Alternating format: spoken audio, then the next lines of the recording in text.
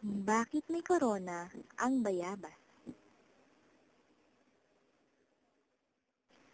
Napakaganda ng kahariang Barbanya, ngunit ito'y pinamumunuan ng isang haring kinamumuhian ng kanyang mga nasasakupan, si Haring Barabas. Lagi niyang suot ang kanyang korona upang ipakita na siya'y makapangyarihan.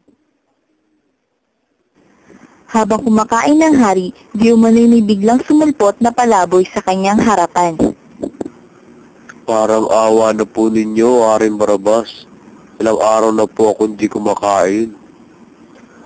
Paano ko nakapasok dito? Lumayas ka sa harapan ko. Mawawalan ako ng gana ng dahil sa'yo.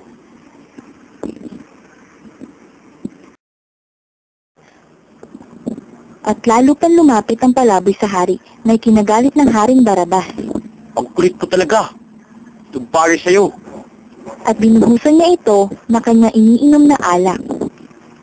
Nang biglang nawala ang palaboy. Napatayo sa gulat ng hari at hinawing ang kanyang mesa.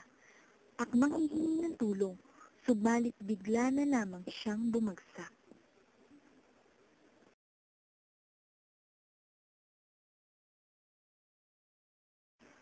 Agad na lumapit ang mga personal na doktor ng hari, pinasuhan at binigyan ng paunang lunas. At natukwasang patay na ang Haring Barabas. Walang nakiramay sa burol ng Haring Barabas dahil batid ng lahat ang ugali ng hari nung ito'y mabubuhay pa. Makalipas ang ilang araw, pumili na ang mga mamamayan ng Barbanya ng panibagong hari. Mabait, masayang hari, hindi gaya ng Haring Barabas.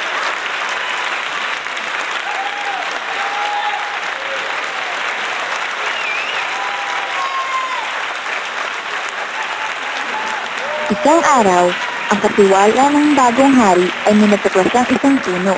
Punong hitik na hitik sa bunga. Pinalita niya ito agad sa lahat. Mga kasama, may wagang puno banda roon. Oo nga no, ano kayang puno yon? Tara, tingnan natin. Tara, pagsalita natin sa iba. Tara. Nakarating sa bagong hari ang balita. Agad niyang pinuntahan ang nasabing puno. Napakaraming bunga ng punong ito. At bawat isa ay may maliliit na korona. Pagpitas ng katiwala ng isang bunga, ang bunga ay nahulog sa lupa at nabiyak. Naku, at napakaraming matigas na buto. Kasing tigas ang loob ni Haring Barabas.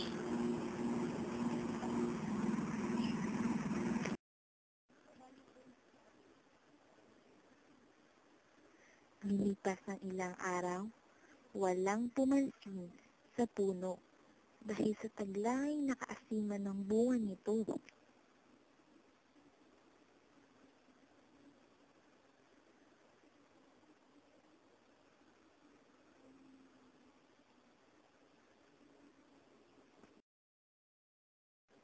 Namuhay ng masagana at mapayapa ang mga mamamayan ng kahariang Barbanya.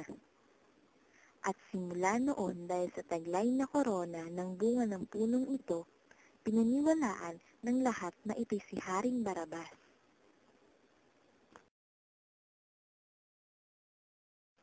Kung kaya't simula noon, ito'y tinawag na puno ng bayabas, hango sa pangalan ni Haring Barabas.